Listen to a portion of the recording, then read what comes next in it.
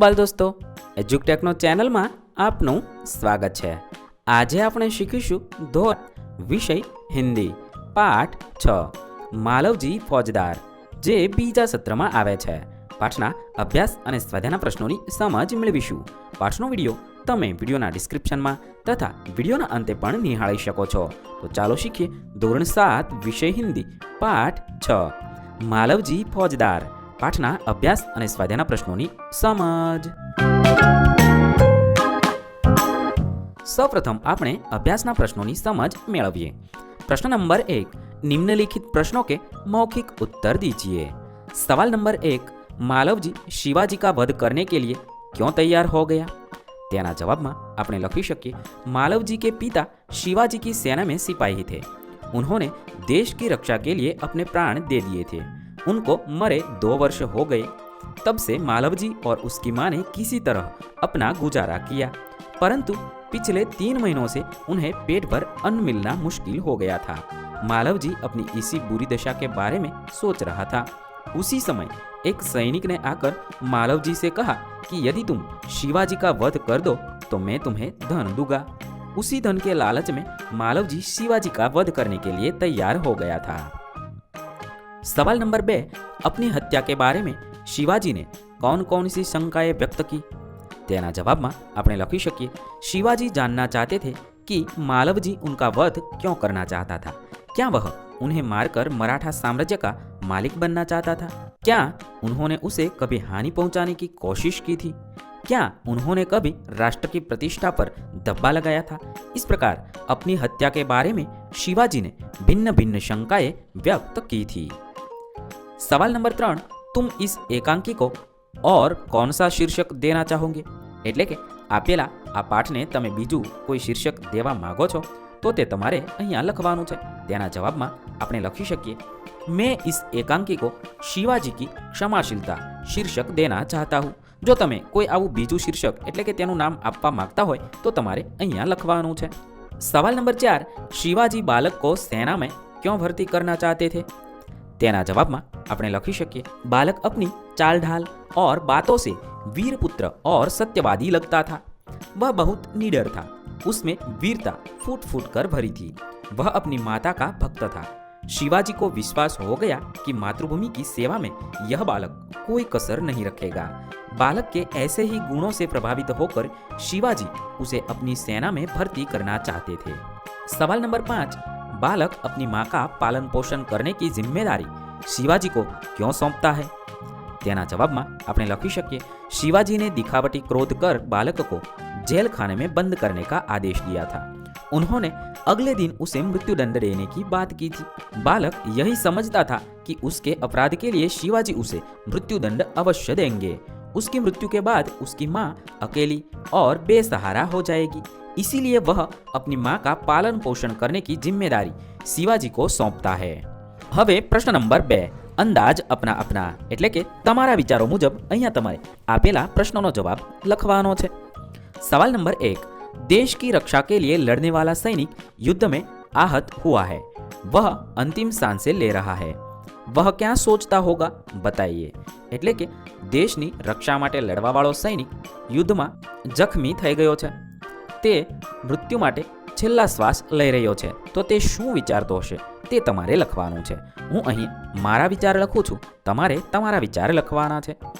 देश की रक्षा के लिए युद्ध में घायल होकर अंतिम सांसें लेता हुआ सैनिक अपने आप को धन्य मानता होगा कि उसका जीवन देश के लिए काम आया। साथ ही उसे अपने परिवार का भी ख्याल आया होगा। वह सोचता होगा कि उसके शहीद हो जाने के बाद पता नहीं उसके बूढ़े माता पिता, पत्नी और बच्चों की क्या दशा होगी, सरकार उनकी मदद करेगी या नहीं। આવી રીતે વિચારીને તમારે જવાબ લખવાનો છે। હવે પ્રશ્ન નંબર 3, नीचे दिए गए शब्द इकाई के जिन जिन वाक्यों में प्रयोग हुआ हो उन वाक्यों को पढ़िए। એટલે કે અહીં આપેલા 10 શબ્દ તમારા પાઠની અંદર જે જે જગ્યાએ આપેલા શબ્દનો ઉપયોગ થયો હોય તે વાક્ય તમારે વાંચવાના છે અને અહીંયા લખવાના છે। 1, दृष्टि આપેલા શબ્દનો ઉપયોગ થયેલું હોય તેવું વાક્ય છે, शिवाजी प्रेम भरी दृष्टि से तानाजी की ओर देखते हैं। 2, सत्यवादी તે શબ્દનો ઉપયોગ કરીને વાક્ય લખાયેલું છે, तुम वीर पुत्र हो, सत्यवादी हो। 3 प्रतिष्ठा। આપેલા શબ્દનો ઉપયોગ કરીને વાક્ય લખેલું છે, क्या मैंने कभी राष्ट्र की प्रतिष्ठा पर धब्बा लगाया है। 4 न्योछावर।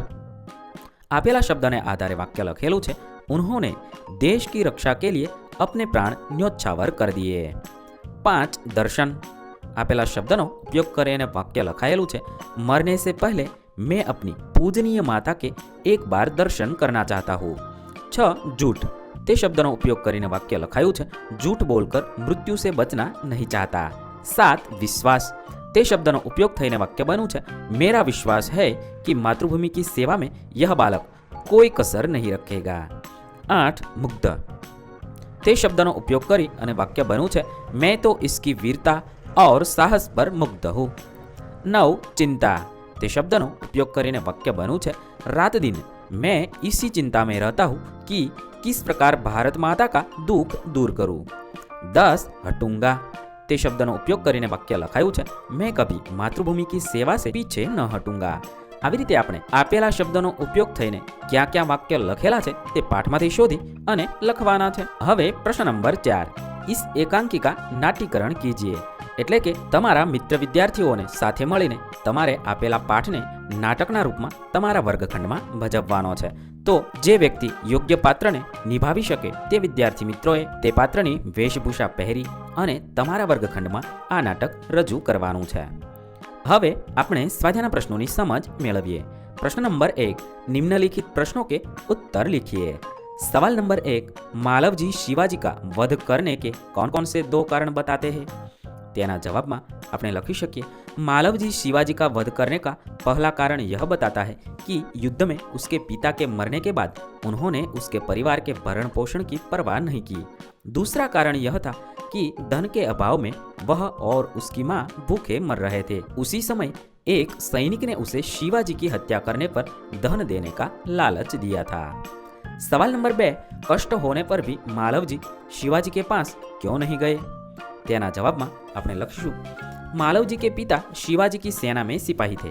युद्ध में लड़ते हुए उनकी मृत्यु हो गई। मालव जी मानते थे कि जिस वीर सैनिक ने देश की रक्षा के लिए अपने प्राण दिए उसके परिवार की चिंता करना शिवाजी का कर्तव्य था। यही सोचकर कष्ट होने पर भी मालव जी शिवाजी के पास नहीं गए थे। सवाल नंबर 3, मृत्युदंड के पहले बालक ने कौन सी भीख मांगी। तेना जवाब में आपने लखीशु, मृत्युदंड के पहले बालक ने अपनी पूजनीय माता के दर्शन करने की शिवाजी से भीख मांगी।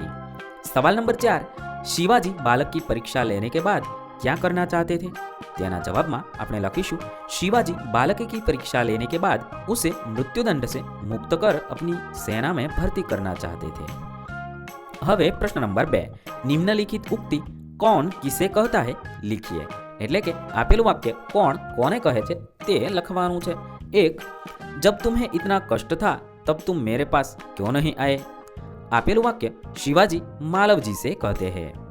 2, मरने से पहले अपनी पूजनीय माता का एक बार दर्शन करना चाहता हूँ। આપેલું વાક્ય मालव जी शिवाजी से कहते हैं। 3, मैं तो इसकी वीरता और साहस पर मुग्ध हूँ।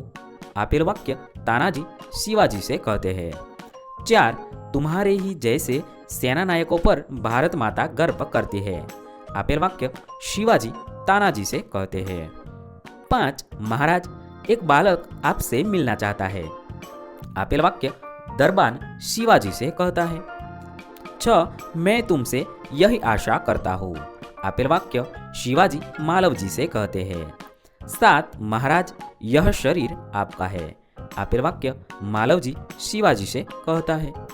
હવે પ્રશ્ન નંબર 3, નિમ્નલિખિત પરિચ્છેદ का માતૃભાષા में अनुवाद कीजिए। અહીં એક ફકરો આપેલો છે। આ ફકરાનું તમારે માતૃભાષામાં એટલે કે ગુજરાતી ભાષામાં અનુવાદ કરી અને લખવાનો છે। આ ફકરાનું ગુજરાતી આ મુજબ લખી શકાય।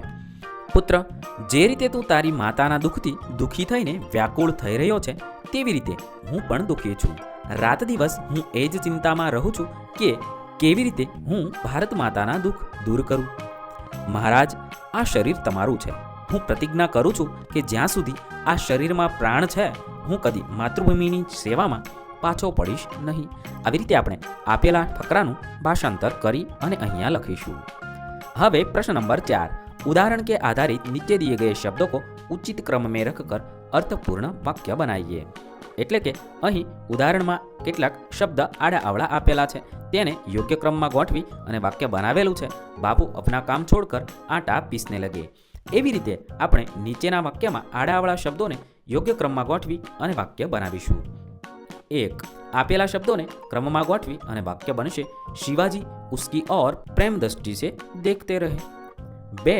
આપેલા શબ્દોને યોગ્ય ક્રમમાં ગોઠવી અને વાક્ય બનાવી શકાય, જો બાત સત્ય હૈ ઉસે મેં અવશ્ય બતા દૂંગા. 3. આપેલા શબ્દોને યોગ્ય ક્રમમાં ગોઠવી અને વાક્ય બનાવીશું ફિર તુમ્હારે મન મેં ક્યાં બાત થી. 4. આપેલા શબ્દોને યોગ્ય ક્રમમાં ગોઠવી અને વાક્ય બનાવીશું ઉન્હોંને દેશ કી રક્ષા કે લીએ અપને પ્રાણ ન્યોછાવર કર દિએ. આવી રીતે આપણે આપેલા શબ્દોને યોગ્ય ક્રમમાં ગોઠવી અને વાક્ય બનાવીશું. હવે પ્રશ્ન નંબર 5. નિમ્નલિખિત વાક્યો में से વિશેષણ છાંટકર ઉનકે ભેદ लिखिए. અહીંયા છે આપેલા શબ્દોમાંથી વિશેષણ શોધવાનું છે અને તેનો ભેદ લખવાનો છે. 1. પરિશ્રમી છાત્ર કભી અસફળ નહીં હોતે. આપેલા શબ્દમાં પરિશ્રમી એ શબ્દ વિશેષણ છે અને તે ગુણવાચક વિશેષણ છે. 2. અબ્દુલ 20 કિલો આટા લાયા. આપેલા વાક્યમાં 20 કિલો એ વિશેષણ છે અને તે પરિમાણવાચક વિશેષણ છે. 3. રામને 5 મીટર કપડાં ખરીદા. આપેલા વાક્યમાં 5 મીટર તે વિશેષણ છે અને તે પરિમાણવાચક વિશેષણ છે.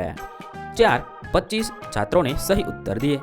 આપેલા વાક્યમાં 25 અને સહી એ બંને શબ્દ વિશેષણ છે. 25 છે તે સંખ્યાવાચક વિશેષણ છે અને સહી છે તે ગુણવાચક વિશેષણ છે. 5. દીપાવલી પર हमने बहुत मिठाई खरीदी. આપેલા શબ્દમાં बहुत એ વિશેષણ છે અને તે પરિમાણવાચક વિશેષણ છે. 6. રેશમા કે પાસ 3 કિતાબેं है. આપેલા વાક્યમાં 3 શબ્દ તે વિશેષણ છે અને 3 એ સંખ્યાવાચક વિશેષણ છે. 7. कुछ लड़के बगीचे में खेल रहे थे. આપેલા વાક્યમાં कुछ તે શબ્દ વિશેષણ છે અને તે અનિશ્ચિત સંખ્યાવાચક વિશેષણ છે. 8. माँ ने चाय में थोड़ा दूध डाला. આપેલા વાક્યમાં થોડા એ શબ્દ વિશેષણ છે અને તે પરિમાણવાચક વિશેષણ છે. 9. वे लड़के शोर मचा रहे थे. આપેલા વાક્યમાં वे તે અક્ષર વિશેષણ છે અને તે સાર્વનામિક વિશેષણ છે. 10. आप किस आदमी की बात कर रहे हैं. આપેલા વાક્યમાં કિસ તે શબ્દ વિશેષણ છે અને તે સાર્વનામિક વિશેષણ છે. આવી રીતે આપણે વાક્યમાંથી વિશેષણ શોધી અને તે કયા પ્રકારનું વિશેષણ છે તે લખ્યું. અહીં આપણા અભ્યાસ અને સ્વાધ્યાયના પ્રશ્ન પૂર્ણ થાય છે. વિદ્યાર્થી મિત્રો, ધોરણ 6, 7 અને 8ના તમામ વિષયના અભ્યાસ અને સ્વાધ્યાયના પ્રશ્નના વિડીયો આપણી ચેનલ પરથી મેળવી શકશો. થેન્ક યુ દોસ્તો. એડ્યુકેકનો ચેનલ